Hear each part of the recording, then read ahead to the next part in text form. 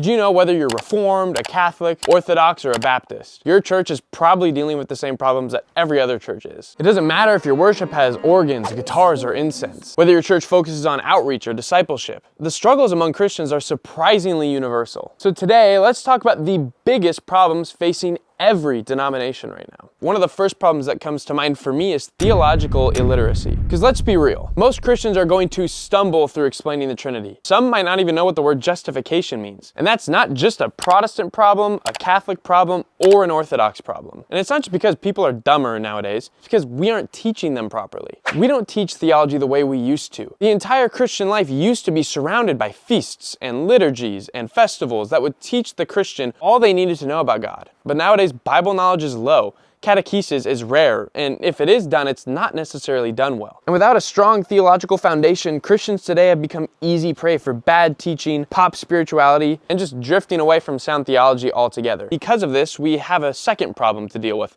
theological liberalism. We're liberal.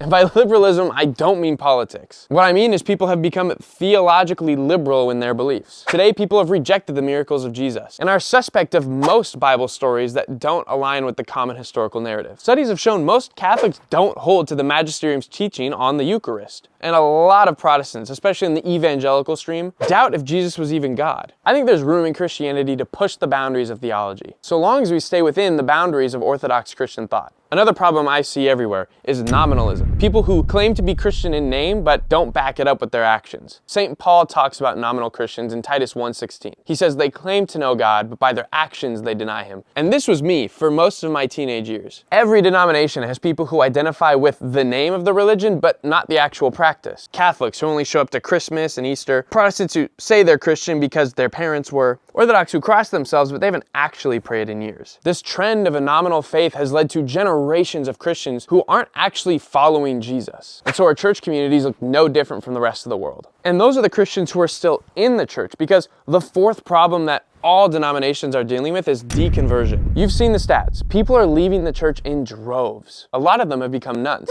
Not that kind, St. Therese, thank you though. By nuns, I mean they don't associate with any religion at all. Whether it's evangelicals, Catholics, or Orthodox, this is especially happening with people as they graduate into college. Parents are mourning the loss of their kids' faith as they leave the church the minute they get into a university. Heck, it's not even the university's fault. The minute they leave the house and gain independence, they've decided this isn't important enough for me to keep going. And so every tradition should be really trying to figure out, what do we do to keep the next generation? Now, a lot of that is happening in the Western world, but all over the world, especially in the East, there is heavy persecution going on. The Oriental Orthodox Christians and the Assyrian Church of the East know especially what it's like to suffer for their faith. In the East and Global South, Christians are facing imprisonment, physical abuse, and even death because they put their faith in Christ. The media isn't really talking about it right now, but Nigerian Christians are under attack. Churches are being burned down. Faithful brothers and sisters are being gunned down as they run from Islamic terrorism. And this pressure doesn't seem to be going away anytime soon. It's only increasing. And this final issue is a bonus one for me and my channel.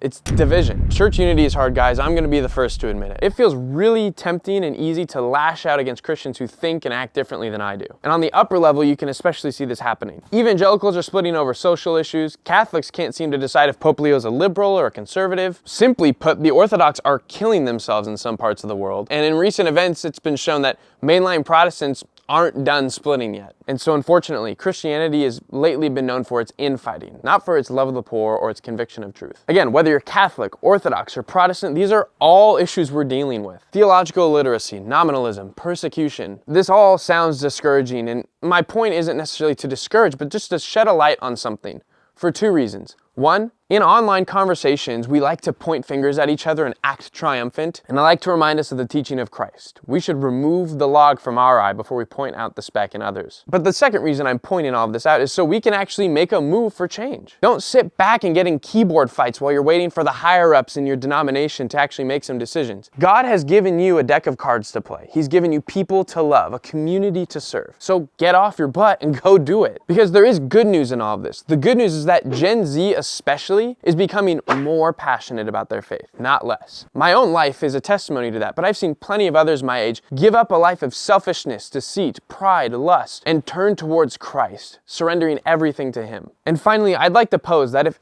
every Christian tradition is facing these problems, we might actually all need each other to solve them. Because it's my firm conviction we're all a part of the body of Christ. And these problems might be things we need to wrestle with together. If you're somebody willing to wrestle through this stuff, subscribe. Have hard conversations in the comments and be charitable while you're doing it. And get out into your communities, man. Get involved in your church body. If you're not a part of one, start trying stuff out this Sunday. You might not be the Pope, the Archbishop of Canterbury, the Ecumenical Patriarch, but God has given you a responsibility.